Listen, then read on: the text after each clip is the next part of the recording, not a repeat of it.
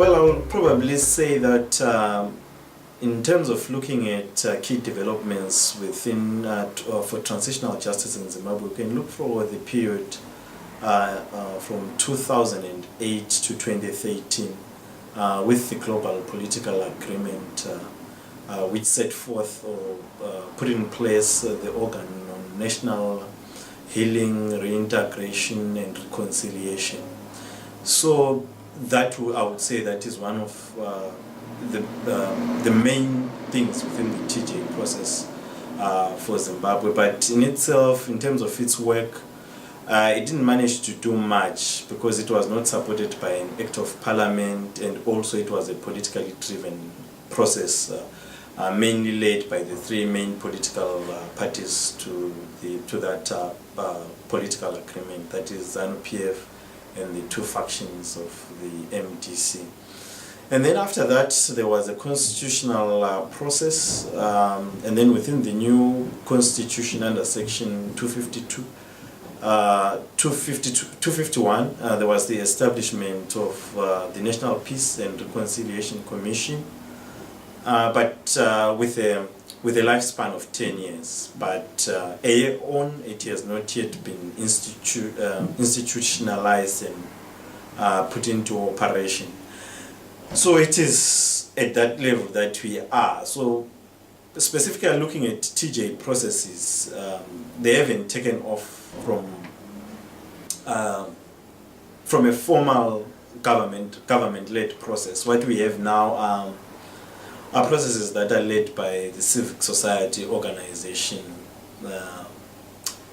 mostly as peace-building activities, peace-building and peacemaking activities, mainly within the realm of alternative dispute resolution. But what I think now, what is key with the constitutional development of the creation of the National Peace and Reconciliation Commission, I think there is something that has occurred which is significant, which is the acknowledgement that there have been wrongs that we have done as a country. But the acknowledgement of the wrongs in itself is not enough. There's more now that needs to be done with probably the creation of the commission and also its work. And also when you look at the mandate of the commission, under section 252C, there's the aspect of truth-telling to achieve peace and reconciliation, which are some of the key pillars within the main principles of the transitional justice process. And also under section 252H, subsection H, also the fact that the commission in itself, in its work, it will probably allow for common citizens to approach it with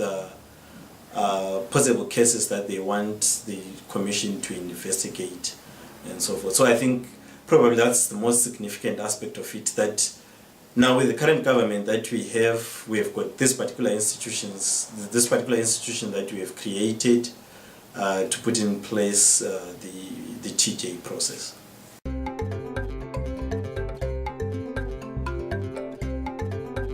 I think the best way for responding to conflict and human rights violation within the context of Zimbabwe at the moment, I think is by probably operationalizing the various institutions that we have created within our new constitution. I think they serve as the most effective way of responding to citizen concerns in terms of human rights violations, and also to hold the government to account, and also to curb excesses of government. Because the new constitution creates a number of commissions: the Gender Commission, the Media Commission, the Anti-Corruption Commission, as well as the Peace and Reconciliation Commission. I think in themselves, and as well as various other commissions that have been created to have an oversight over the state security apparatus, I think those are the main critical institutions that we could use to address issues of rights violations, and as well as the current conflicts that we might have, which will probably, most of our conflicts are ideological in nature, that is differences of opinion between the various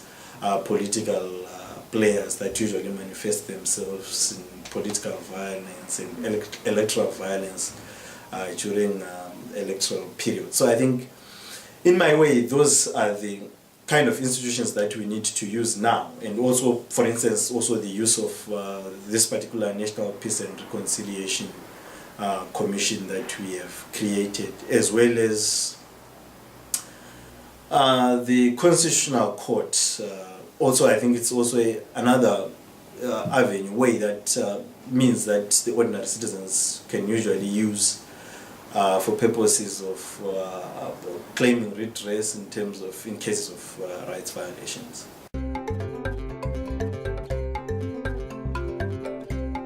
Probably it's just two processes that I think that they are critical. First, within the transitional justice process, right now I think it is probably the work of the Commission, and as well as the role of civil society organizations, civil society's role in terms of probably taking this process forward. In terms of the Commission itself, I think the most critical important thing that we need to look at now is in terms of the people that are going to be part of that Commission, who goes into that particular Commission. I think that is quite important in influencing the process and implementation of the whole TJ process in Zimbabwe. Already there are reservations in terms of the wording of the particular clause in the Constitution that established the Constitution, which says that it is the President who appoints the chair of the Commission after consultation with the Judicial Service Commission and the Parliamentary Committee on Standing Orders and Rules. So, since Parliament in itself is largely constituted of members from the current ruling party, ZANU-PF, it is felt that probably a political appointee might be a result of that particular process.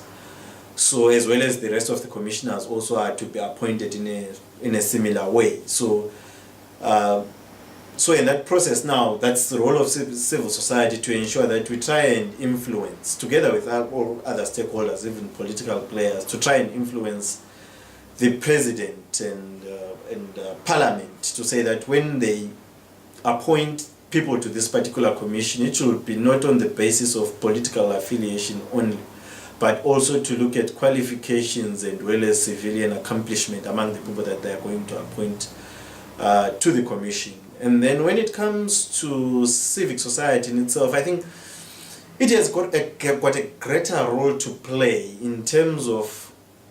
its work in complementing what the commission will be doing, and also sensitizing communities in terms of the value of the whole process and in terms of how the people are going to participate in that particular process. Because the importance of having people coming over to the commission to tell their stories truthfully and not give politically correct questions. We have had such a problem with the constitution making process where you had people being coached in terms of what to say, and it is not only a single political party that was doing this. All three political parties that were the main actors in the global political agreement were coaching their people in terms of what to go and say and what to input in that particular process. But now I think it is the role of civil society as a